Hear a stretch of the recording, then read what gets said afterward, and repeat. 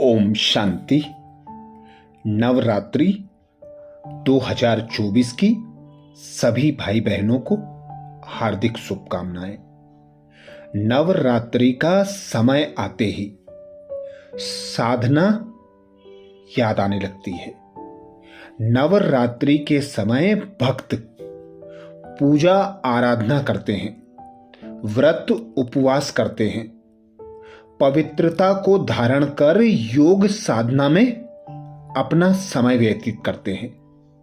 यह समय विशेष साधकों के लिए साधना का होता है।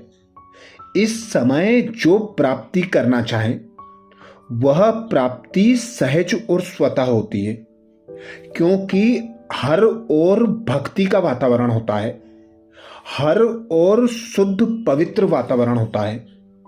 ऐसे समय में यदि ध्यान के संग देवीय उपासना की जाए तो अनेक प्राप्तियां स्वतः और सहज की जा सकती हैं। देवी का एक स्त्रोत कहता है कि हम सभी के अंदर कई गुण बसे हुए हैं, इनको ध्यान के साथ लें तो देवीय उपासना होगी।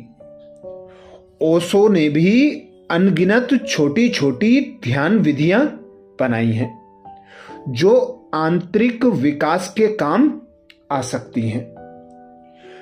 पहली बात, भीतर सूरज जगमगाए।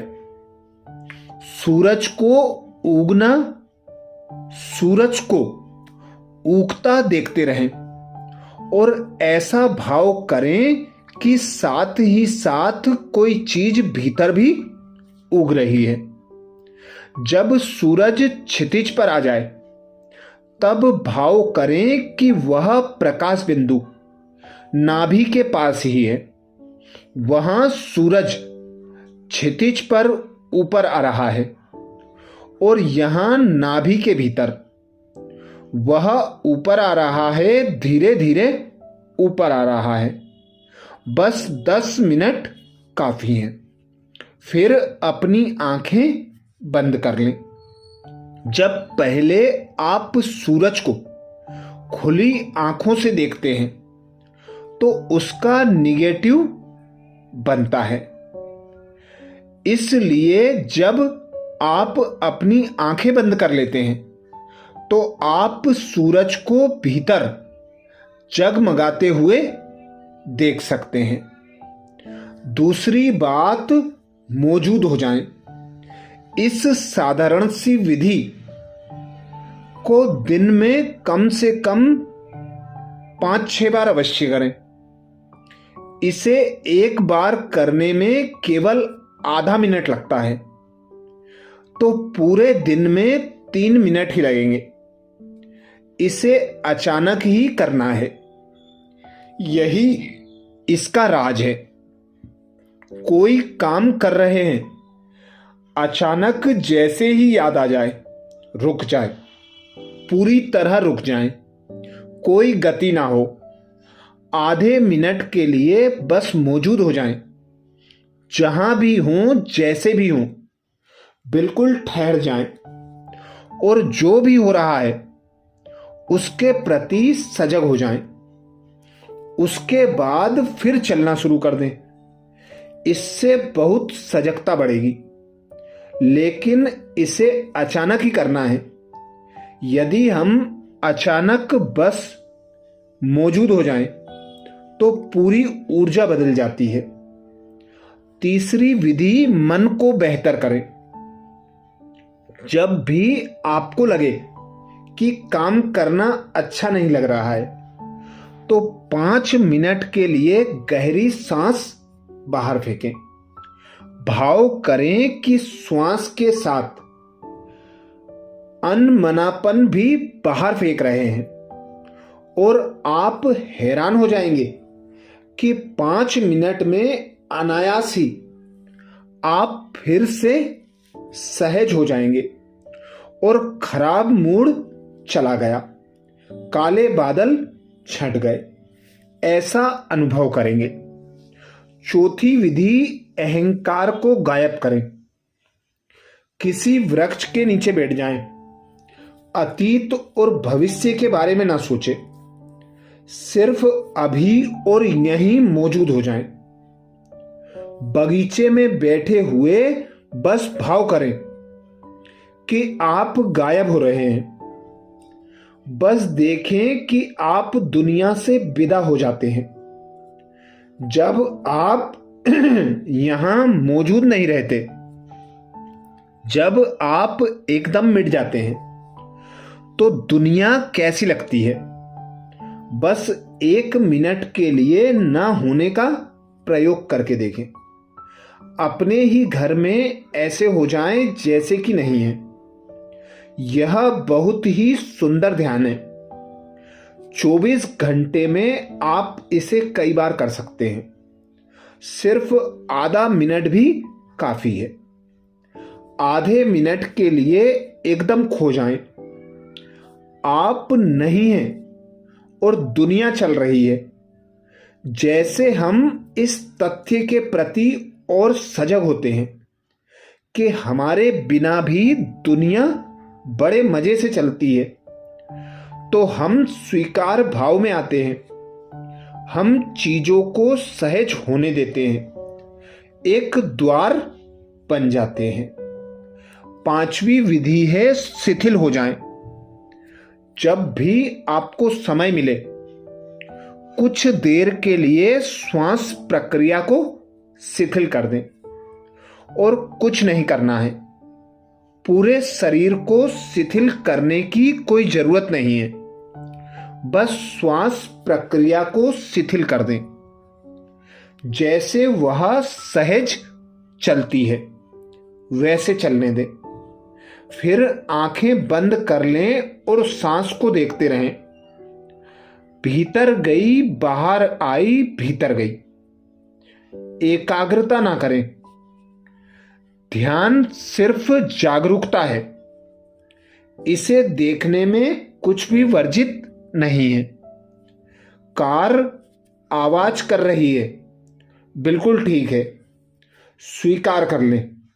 सड़क पर ट्रैफिक है, वह भी ठीक है, जीवन का अंग है। आपके पास बैठा व्यक्ति खर्राटे ले रहा है, स्वीकार कर लें। कुछ भी अस्वीकृति नहीं दे। 6ठी विधि है तुम्हें शांति मिले। जब भी कोई व्यक्ति आपसे मिलने आए, तो पहले आप अंदर, अपने भीतर स्थिर हो जाएं, शांत हो जाएं, गहरी सांस लेना शुरू करें। जब वह व्यक्ति कमरे में प्रवेश करे, तो अपने अंतर्मन में उसके लिए शांति का भाव करें। अपने हृदय में प्रवेश करके भाव करें, इस व्यक्ति को शांति मिले। इसे प्राणों में महसूस करें। अचानक आप उस व्यक्ति में एक बदलाव देखेंगे, जैसे कि कोई अज्ञात उसके भीतर प्रवेश कर गया हो। इससे वह एकदम रिलैक्स हो जाएगा। 7वीं विधि, सुबह स्नान करके दोनों पैर समानांतर फैलाकर खड़े हो जाएं और देखें कि आपके बाएं पैर पर ज्यादा जोर पड़ रहा है कि दाएं पैर पर। शरीर का भार बदलते रहें।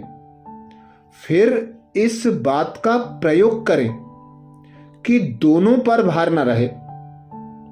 धीरे धीरे पाएंगे कि आप बिल्कुल संतुलन में हैं। भार ना बाएं पर होगा ना दाएं पर। ठीक उसी क्षण में आप ध्यान में चले जाएंगे। जैसे ही आप संतुलन में होते हैं, वैसे ही आप पाते हैं कि चेतना भी संतुलित हो गई।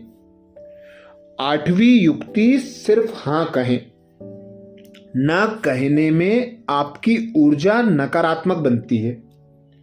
अहंकार अकड़ जाता है।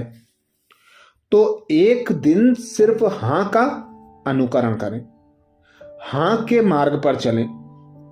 एक दिन के लिए कोई भी क्रोध नहीं, बहस नहीं, किसी की निंदा नहीं। हां को जितना संभव हो सके सहयोग दें, उससे आप अखंड होंगे। हां जोड़ता है क्योंकि हां स्वीकार है, हां श्रद्धा है, हां ही प्रार्थना है। हां कहने में समर्थ होना ही धार्मिक होना है। दूसरी बात, नहीं का दमन नहीं करना है। यदि आप उसका दमन करेंगे तो वह बदला लेगा। तो नहीं की सिर्फ उपेक्षा करें। धीरे धीरे नहीं कमजोर हो गया है क्योंकि उसे कोई भोजन नहीं मिल रहा है, और एक दिन अचानक आप पाएंगे कि वह है ही नहीं। और जब नहीं विलीन हो जाएगा तो जितनी ऊर्जा उसमें लगी थी वह सब मुक्त हो जाती है, और मुक्त ऊर्जा आपके हां के प्रभाव में और शक्ति देती है, आपको आगे बढ़ाने में कार्य करती है।